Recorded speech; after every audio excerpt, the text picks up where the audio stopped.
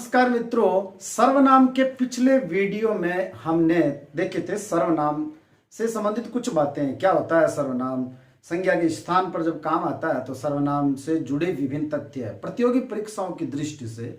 और कई लोग इस तरह से कहते हैं कि सर्वनाम और विशेषण जब गुड मुड होते हैं तो सर्वनाम को एक बहुत ही रोचक कहानी के माध्यम से हम पढ़ते हैं।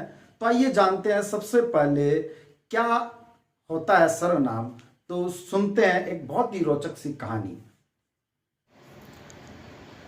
एक बार एक छोरी ने एक छोरे से पूछा, सर्वनाम कितने प्रकार के होते हैं? छोरे ने तपाक से उत्तर दिया, सर्वनाम 6। समाज में पहला स्थान छोरों का अर्थात पुरुषों का। हमारा समाज पुरुष प्रधान है, अतः नंबर 1 पर पुरुषवाचक सर्वनाम। 2 बार पढ़ने से ही किसी चीज़ को निश्चित पूर्वक याद किया जा सकता है, अतः 2 निश्चयवाचक सर्वनाम। 3 को इस तरह लिखा जाता है, इसी का अ बनाते ही अनिश्चयवाचक सर्वनाम। 4 में र लगाकर प्र बनता है, अतः प्रश्नवाचक सर्वनाम। 5 व्यक्तियों की उपस्थिति में ही सगाई संबंध तय होते हैं, अतः 5 व्यक्तियों की उपस्थिति में संबंध तय होने के कारण नंबर 5 संबंधवाचक सर्वनाम। पूर्वी राजस्थान में कुछ इस तरह से कहा जाता है, ओ प्लॉट माको छे, आ गाड़ी माखी छे, ओ मकान माको छे। मेरा को हिंदी में निज कहा जाता है, अतः 6 नंबर पर निजवाचक सर्वनाम। इस तरह से सर्वनाम के ये 6 भेद। सर्वनाम 6।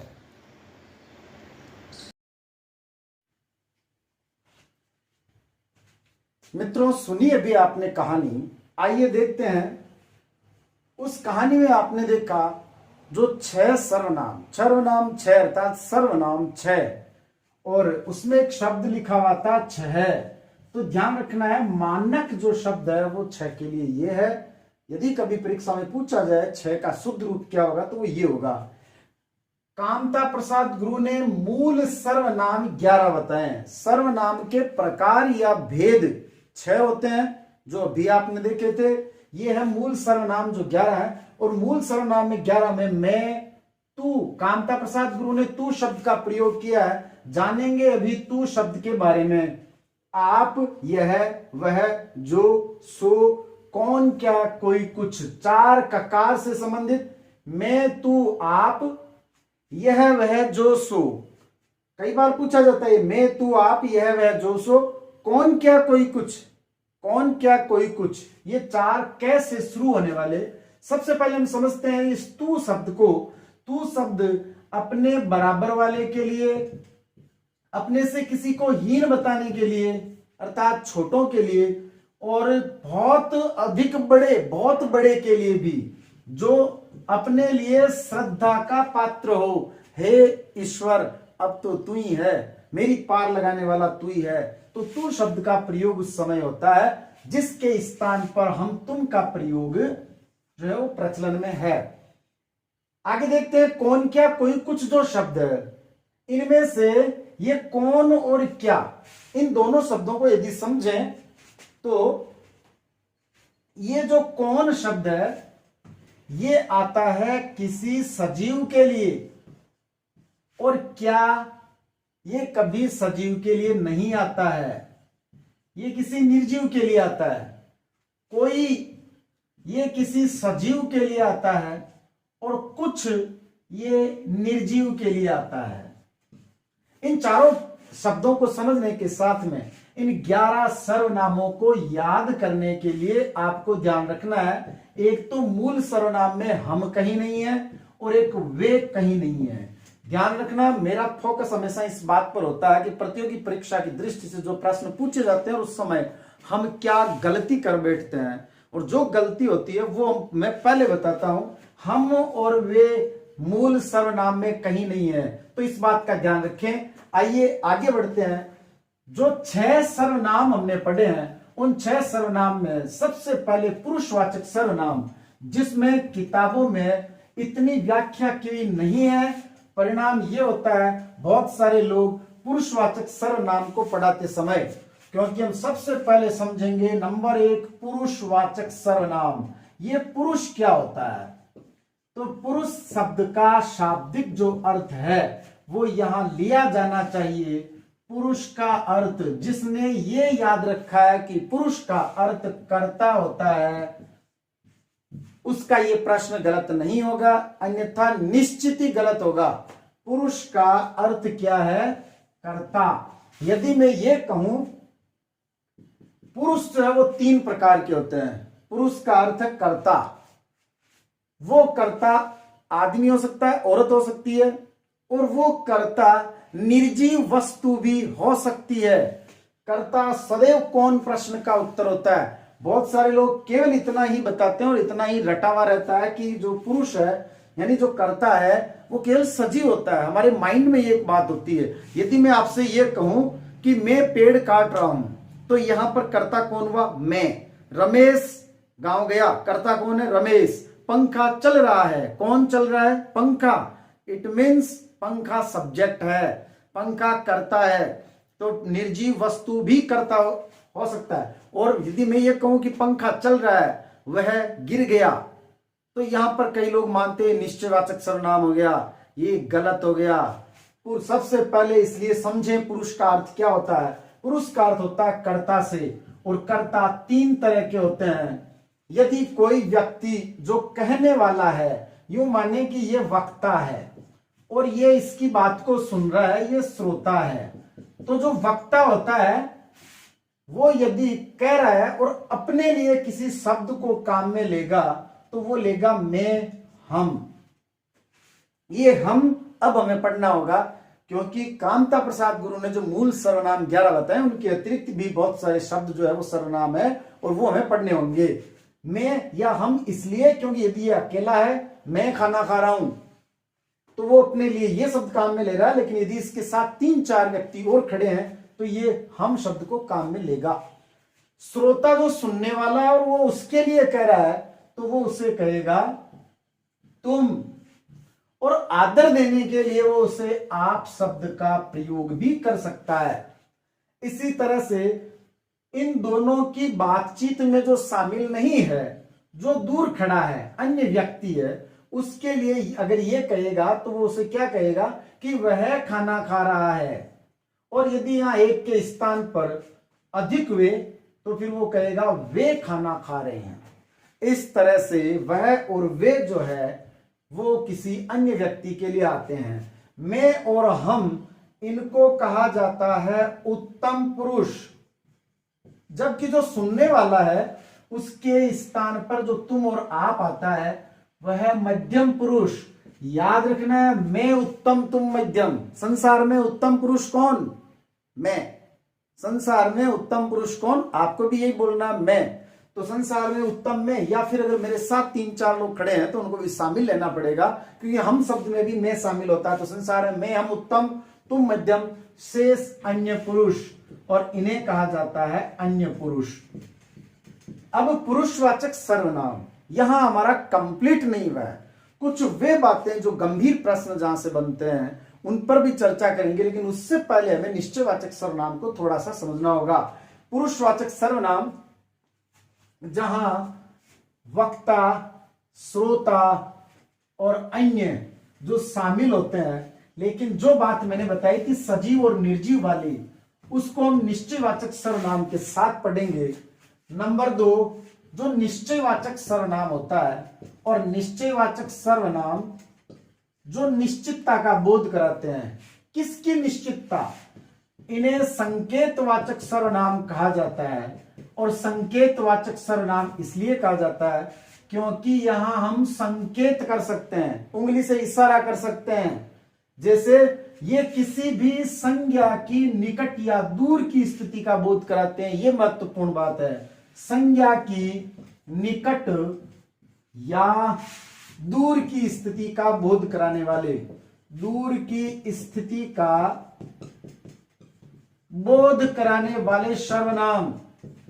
अब ध्यान रखें, यदि आज की क्लास में आपने निश्चयवाचक और पुरुषवाचक सर्वनाम का अंतर जान लिया तो यूं मानो ये आपका सफल है। वरना लोग साल 2-2 साल से तैयारी कर रहे हैं, अभी तक निश्चयवाचक सर्वनाम और पुरुषवाचक में अंतर नहीं कर सके। ये आपको आज की क्लास में सीखना है, तो सफल हो, अन्यथा फिर कोई अर्थ नहीं है। संज्ञा की निकट या दूर की स्थिति का मतलब है यदि कोई लड़का यहाँ खड़ा है और यहाँ पर एक पुस्तक है और वो उस पुस्तक के लिए कह रहा है, अगर वो उसे नजदीक है तो यह, और दूर है तो वह कहता है वो। इसलिए निश्चयवाचक सर्वनाम में होता है यह, वह। सबसे पहले माइंड में यहां क्लिक होना चाहिए, कई स्टूडेंट के हो चुका है। अभी हमने पढ़ा था वह शब्द को जो पुरुषवाचक सर्वनाम में, पुरुषवाचक सर्वनाम में वह शब्द को पढ़ा था और वापस यहां पर भी पढ़ रहे हैं। इसका मतलब यहां मैं स्टार लगा रहा हूं, इस चीज को हमें समझना है कि वह यहां पर भी और वहां पर भी है, दोनों में क्या अंतर है।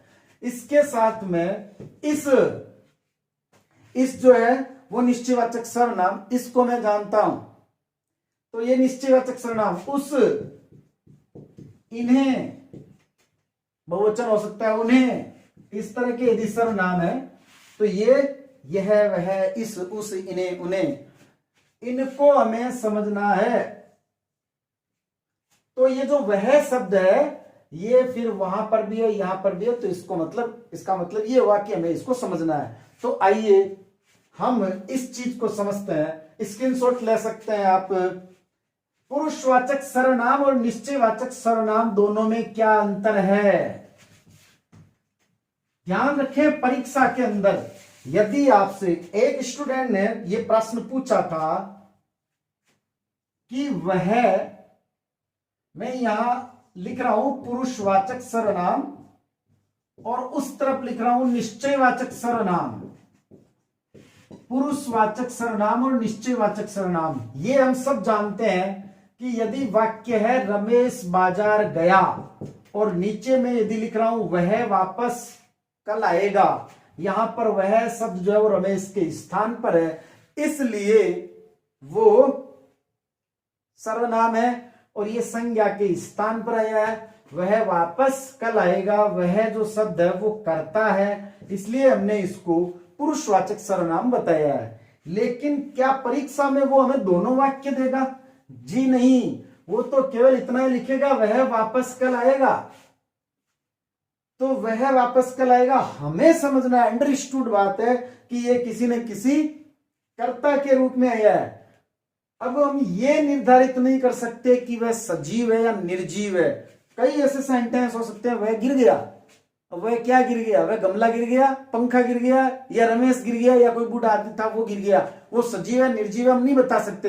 लेकिन हम ये 100% बता सकते हैं कि यहां वह शब्द कर्ता के रूप में प्रयुक्त हुआ है या नहीं हुआ है। वह शब्द कर्ता जो शब्द होता है वो कौन प्रश्न का उत्तर होता है। यदि कौन प्रश्न का उत्तर है, जो क्रिया से ठीक पहले लगा करके चेक कर लेना चाहिए। यदि वो कौन प्रश्न का उत्तर आता है तो वो कर्ता है, और कर्ता यदि है तो वो पुरुषवाचक सर्वनाम है, अन्यथा वो निश्चयवाचक सर्वनाम।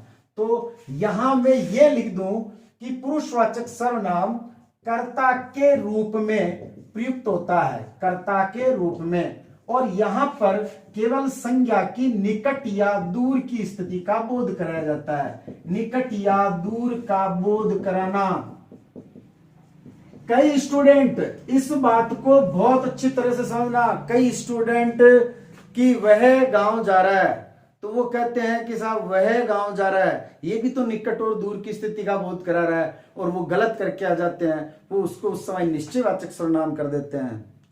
वह गिर गया तो साहब वो दूर है इसलिए वह गिर गया, वो नजदीक है इसलिए यह गिर गया, गलत हो गया। वो क्या करना है, जो इसकी मास्टर की है वो ये है, यदि कर्ता के रूप में प्रयुक्त हो रहा है वो पुरुषवाचक सर्वनाम, निकट या दूर का बोध कराने के साथ में ये चेक करना है कि वो कर्ता के रूप में तो कहीं प्रयुक्त नहीं है। यदि कर्ता के रूप में प्रयुक्त है तो फिर वो पुरुषवाचक में होगा, अन्यथा फिर हमें ये मानना है कि ये केवल इसका उद्देश्य निकट या दूर की स्थिति का बोध कराने के लिए है। तो आइए देखते हैं, जैसे यहां हम केवल सर्वनाम का प्रयोग करेंगे, किसी व्यक्ति का नाम नहीं लिखेंगे ताकि ढंग से समझ में आए। मैं आप जितने एग्जाम्पल दे सकता हूं दे रहा हूं। वह गांव गया, कौन गया, यहां कौन प्रश्न का उत्तर वह आ रहा है, इसलिए यह कर्ता के रूप में अतः पुरुषवाचक सर्वनाम है। यदि मैं ये कहूं राकेश का घर वह रहा, राकेश का घर वह रहा। यहां वह कर्ता के रूप में प्रयुक्त नहीं हो रहा है, इसलिए ये हो गया निश्चयवाचक सर्वनाम। ये कौन प्रश्न का उत्तर नहीं है। आगे देखते हैं, यदि ये कहा जाए वह इस बात को नहीं जानता। कौन नहीं जानता? क्रिया से पहले प्रश्न पूछें, कौन नहीं जानता। जानना क्रिया है, यहां पर कौन जानता है या कौन नहीं जानता वह है। इसका मतलब ये पुरुषवाचक सर्वनाम। मेरी पुस्तक वह पढ़ी। यहां वह शब्द जो है वो निश्चयवाचक सर्वनाम है। कौन पढ़ी, हो सकता है किसी के दिमाग में जो कौन पढ़ी और वो उत्तर निकाल ले वह नहीं जी। कौन पढ़ी, क्या पढ़ी? पुस्तक। कौन या क्या प्रश्न का उत्तर प्रश्नवाचक, कौन या क्या शब्द जो होते हैं वो प्रश्नवाचक सर्वनाम होते हैं। कौन सजीव के लिए और क्या निर्जीव के लिए। तो पुस्तक जो शब्द है, कौन या क्या का उत्तर आएगा पुस्तक, वह नहीं आएगा। इसलिए क्योंकि वो ये कहना चाह रहा मेरी पुस्तक वह पढ़ी।